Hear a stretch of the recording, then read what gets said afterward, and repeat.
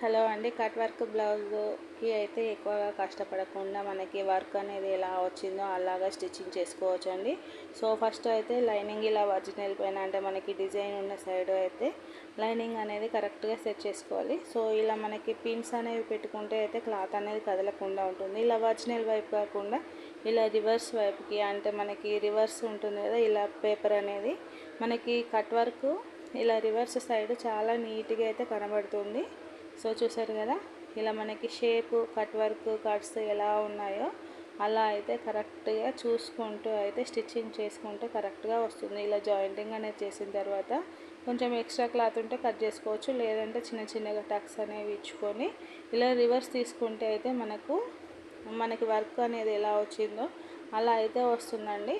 So చాలా నీట్గా ఎక్కువగా టెన్షన్ పడకుండా అయితే ఇలా రివర్స్ వైపు నుంచి కటింగ్ చేసుకుంటే చాలా ఈజీగా అయితే వస్తుంది.